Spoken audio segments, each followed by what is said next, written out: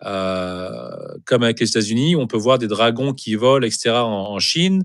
Moi, je sais personnellement, selon des expériences personnelles avec des personnes que je connais, qui ont effectivement eux aussi, vu des dragons en Chine D'accord, d'accord. de manière très proche. C'est-à-dire qu'il y a eu une histoire, même la grand-mère de ma compagne à l'époque avait vu, par exemple, un dragon arriver du ciel et s'écraser sur une plage d'un village.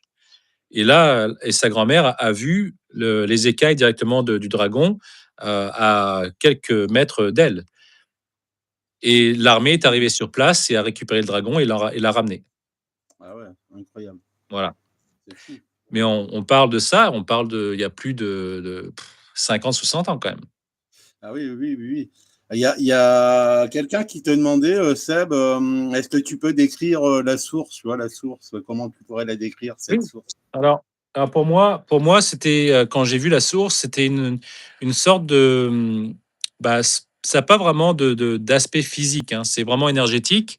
Et ce Mhm. que j'ai vu moi, c'était une sorte d'énergie, on va dire rougeâtre, très très très chaleureuse, on va dire, euh, entre le jaune, un peu comme un feu, si tu veux, mais c'est même, il y a pas de chaleur. C'est vraiment, l'aspect d'amour qu'on retrouve dans cette source.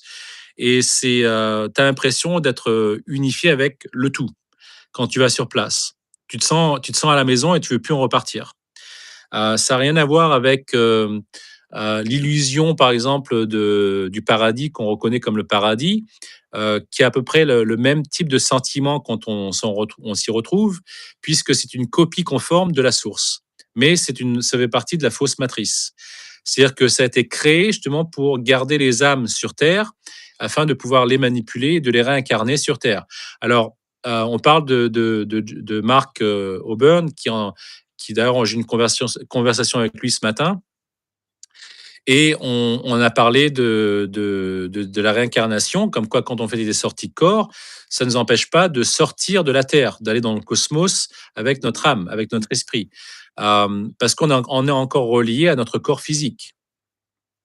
Il faut D'accord. savoir.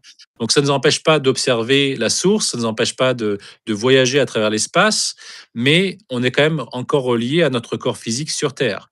Et une fois qu'on décède, on est automatiquement attiré vers ce qu'on appelle le paradis, vers ces sources de lumière qui a rien à voir avec la source. C'est deux choses différentes. Une fois qu'on est à la source, on peut choisir de se réincarner, on peut choisir même de revenir sur Terre dans un corps physique comme on l'avait quand on décède, sauf qu'on ne meurt pas. C'est-à-dire qu'on fait une sorte d'ascension physique on va dire, spirituelle, pour se rejoindre à la source et décider de revenir dans ce corps physique sans mourir. C'est ce que la plupart des moines bouddhistes peuvent faire et vivent pendant plus de 300 ans. Ça existe aujourd'hui. D'accord. Mais Alors, ça, c'est je une vais faire décision. un petit bisou à Marc au passage, hein, s'il Ouais, nous écoute. ouais,